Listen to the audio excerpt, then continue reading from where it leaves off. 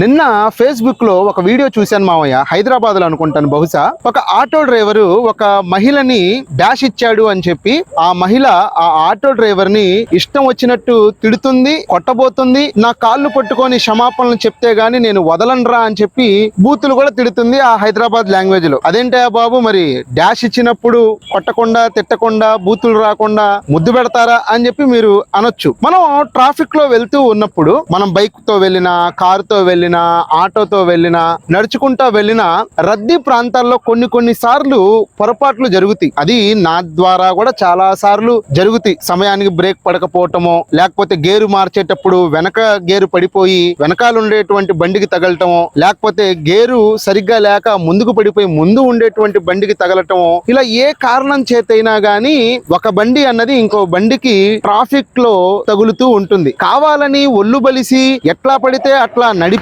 బళ్ళతో గుద్దేసి rash డ్రైవింగ్లు, snake డ్రైవింగ్లు చేసే వాళ్ళ గురించి నేను చెప్పటం లేదు. నేను ఎవరి గురించి చెప్తున్నానంటే, పద్ధతి ప్రకారం నడిపేటువంటి వాళ్ళు పొరపాటున బై మిస్టేక్, అది బండిలో ప్రాబ్లం మూలంగా గానీ, మన డ్రైవింగ్ లో ఒక చిన్న పొరపాటు జరగటం మూలంగా గానీ, మన బండి వెళ్ళి, అది కేవలం ఆటో అనే కాదు, మన బైక్ గానీ, కార్ గానీ, ఆటో గానీ ఏదైనా వెళ్ళి వేరే వాహనానికి గుద్దుకున్నప్పుడు ముందుగా మనం చేయాల్సిన పని ఏంటంటే, సారీ అండి తప్పైపోయింది అనేటువంటి ఒక చిన్న మాట కాదు, ఆ పెద్ద మాట అన్నది ఎదుటి వ్యక్తికి చెప్పాలి. ఏమయ్యా సారీ చెప్తే బండితో గుద్దేసి ఊరుకుంటారా ఎదుటి వ్యక్తి? వాళ్ళ కోపం రాదంటే ఖచ్చితంగా వస్తుంది. ఓకే, అయినా సరే మన వంతుగా మన ద్వారా తప్పు జరిగింది కాబట్టి సారీ చెప్పటం అన్నది మనది కర్తవ్యం. ఆ తర్వాత దానికి వాళ్ళు యాక్సెప్ట్ చేస్తారా, అర్థం చేసుకుంటారా, సీరియస్ అవుతారా అన్నది ఇక వాళ్ళకి, వాళ్ళ మెంటాలిటీకి, వాళ్ళ పరిస్థితిని బట్టి, వాళ్ళ ఫ్రస్ట్రేషన్ ని బట్టి ఉంటుంది. కానీ బండి తీసుకొచ్చి తగిలించాడు కాబట్టి అమ్మనాభూతులు తిట్టేయటం, నేను ఆడదాన్ని కాబట్టి జనాలందరూ చూసేవాళ్ళు నాకు సపోర్ట్ గా ఉంటారు, చట్టాలన్నీ నాకు అనుకూలంగా ఉన్నాయి అనేటువంటి ఉద్దేశంతో